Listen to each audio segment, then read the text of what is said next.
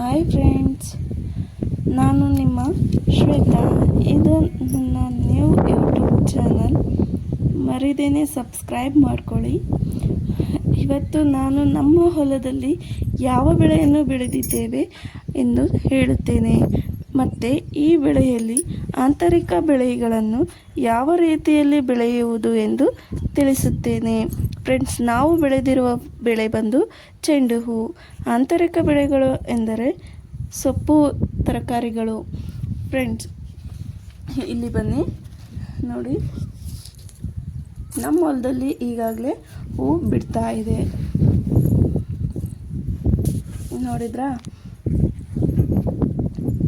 ಸಣ್ಣ ಸಣ್ಣ ಮೊಗ್ಗುಗಳು ಆಗಿದ್ದಾವೆ. ಸಹ ಒಂದೊಂದು ಹೂ ಸಹ ಅಳ್ಕೊಂಡಿದೆ. ಎಲ್ಲ ಗಿಡದಲ್ಲಿ ಇಲ್ಲ, ಅಲ್ಲಿ ಅಲ್ಲಿ ಅಷ್ಟೇ ಅಳ್ಕೊಂಡಿದೆ. ಓಕೆ ಫ್ರೆಂಡ್, ನಿಮ್ಮೂರಲ್ಲಿ ಯಾವ ಥರ ಮಳೆ ಇದೆ ಅಂತೇಳಿ ಕಮೆಂಟ್ ಮಾಡಿ. ಇಲ್ಲಿ ಫುಲ್ಲು ಬಿಸಿಲಿದೆ ಫ್ರೆಂಡ್ಸ್. ನೋಡಿ, ಇದಿಷ್ಟು ಚೆಂಡು ಹೂ ಬೆಳೆದಿದ್ದೀವಿ. ಸರಿ ಸುಮಾರು 1 ಎಕರೆ 10 ಸೆಂಟ್ಸ್ ಇದೆಯಲ್ಲ, ಅಷ್ಟು ನಾವು ಚೆಂಡು ಹೂ ಸಸಿನೇ ಹಾಕ್ಕೊಂಡಿದ್ದೀವಿ. ನೋಡಿ, ಇದು ಮಧ್ಯೆ ಹಾಕಿರೋದು ಸೊಪ್ಪು.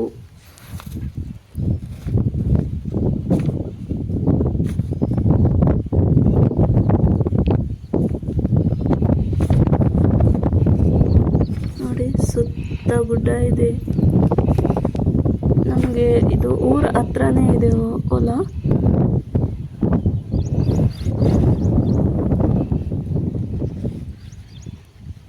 ಓಕೆ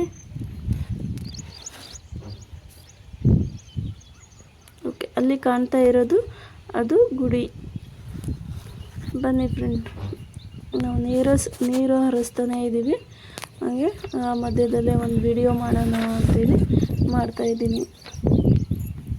ಓಕೆ, ಈ ಸೊಪ್ಪು ಬಂದು ಆಂತರಿಕ ಸೊಪ್ಪು. ಅಂದರೆ ಇದೇ ಥರ, ಅಂದರೆ ಗಿಡಗಳ ಮಧ್ಯದಲ್ಲಿ ನಾವು ಬೆಳೆಯಬಹುದಾದಂಥ ಸೊಪ್ಪು ತರಕಾರಿ ಈ ಥರ. ನೋಡಿ, ಇದು ಪಾಲಕ್ ಸೊಪ್ಪು, ಅಲ್ಲಲ್ಲ ಮೆಂತೆ ಸೊಪ್ಪು.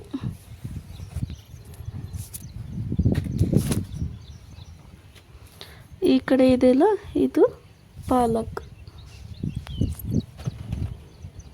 ಈಗ ಇನ್ನು ಮುಂದೆ ಹಾಕಿದ್ದೀವಿ. ಮುಂದಕ್ಕೆ ಹೋದರೆ ಅದು ಕೆಸರೆಲ್ಲ ತೊಳೆದಾಡ್ಬಿಟ್ರೆ ಕಷ್ಟ ಅಂತೇಳಿ ನಾನು ಹಿಂಗೆ ನಿಂತ್ಕೊಂಡು ಝೂಮ್ ಹಾಕಿ ವಿಡಿಯೋ ಮಾಡ್ತಾ ಇದ್ದೀನಿ.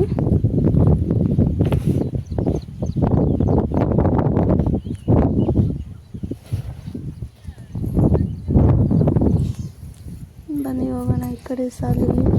ನೀರಿನ ಹರಿಸಿಲ್ಲ, ಕೆಸರಾಗಲ್ಲ. ಮುಂದೆ ಹೋಗಿ ಮುಂದೆ ಯಾವ ಥರ ಹಾಕಿದ್ದೀನಿ ಅಂತೇಳಿ ತೋರಿಸ್ತೀನಿ. ಬನ್ನಿ.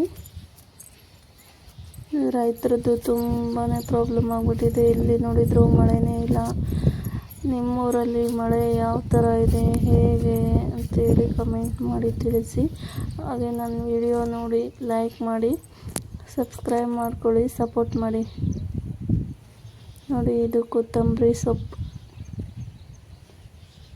ನೋಡಿ,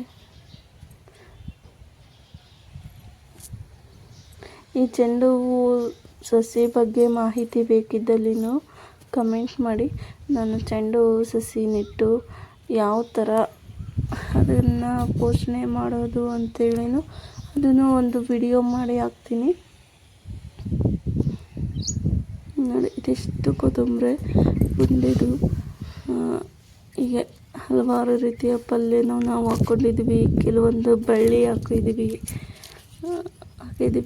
ಅದು ಇನ್ನು ಮೂಲಂಗಿ, ಕೊತ್ತೇನಿದು ಹೀರೆಕಾಯಿ, ಈ ಥರ ಯಾವುವು ಇನ್ನೂ ಬಂದಿಲ್ಲ ನಮಗೆ.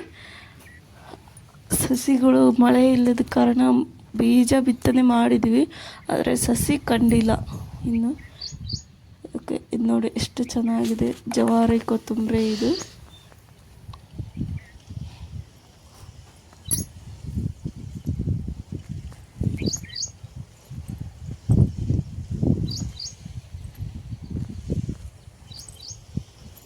ಪಾಲಕ್, ಇಲ್ಲಿ ಸಹ ಪಾಲಕ್ ಇದೆ. ಅಲ್ಲಿ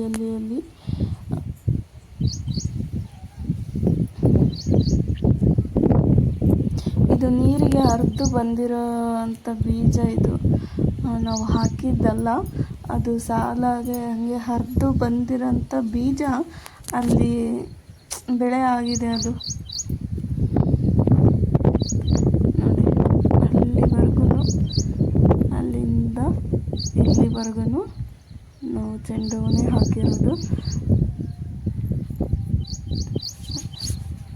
ಚೆಂಡು ಹೂ ಬೆಳೆ ಯಾವ ಥರ ಬೆಳಿಬೇಕು ಅಂತ ಏನಾದರೂ ವಿಡಿಯೋ ಬೇಕಿದ್ದರೆ, ಫುಲ್ ಡಿಟೇಲಿಂಗ್ ವಿಡಿಯೋ ಬೇಕಿದ್ದರೆ ಕಮೆಂಟ್ ಮಾಡಿ ತಿಳಿಸಿ, ನಾನು ಅದನ್ನು ವಿಡಿಯೋ ಮಾಡ್ತೀನಿ.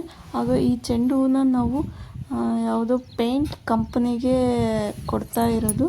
ಅದ್ರದ್ದು ಇನ್ಫಾರ್ಮೇಷನ್ ಬೇಕಿದ್ರೂ ಇನ್ಫಾರ್ಮೇಷನ್ ಅಂತಂದೇಳಿ ಕಮೆಂಟ್ ಮಾಡಿ, ಆ ಇನ್ಫಾರ್ಮೇಷನ್ನೆಲ್ಲ ನಾನು ನಿಮಗೆ ವಿಡಿಯೋ ಮೂಲಕನೇ ಕಳಿಸ್ಕೊಡ್ತೀನಿ. ನೋಡಿ, ಪಾಲಕ್ ಸಾಕು, ನಮ್ಮ ಮನೆ ಪೂರ್ತಿಗಾದ್ರೂ ನಾವು ಹೊರಗಡೆಯಿಂದ ಪರ್ಚೇಸ್ ಮಾಡೋದು ಕಡಿಮೆ ಆಗುತ್ತೆ. ಇನ್ನೂ ಬೀಜಗಳು ಹಾಕಿದ್ದೀವಿ, ಇನ್ನೂ ಯಾವುವು ಬಂದಿಲ್ಲ. ಬಂದ ಮೇಲೆ ಮತ್ತೊಂದು ಹಾರ್ವೆಸ್ಟಿಂಗ್ ವಿಡಿಯೋ ಮಾಡಿ ಅದರಲ್ಲೇ ಹಾಕ್ತೀನಿ ಫ್ರೆಂಡ್ಸ್.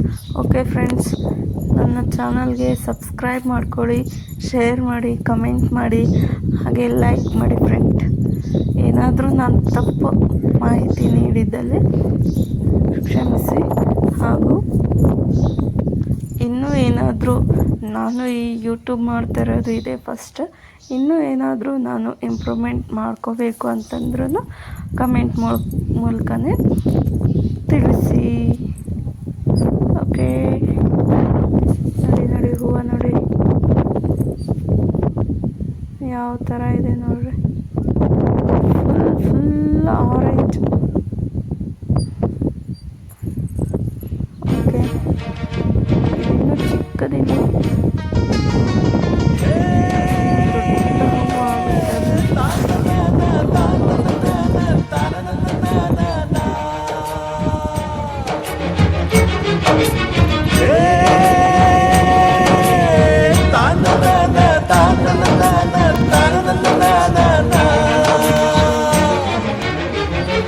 ಸಬ್ಸ್ಕ್ರೈಬ್ ಮಾಡೋದನ್ನು ಮಾತ್ರ ಮರಿಬೇಡಿ.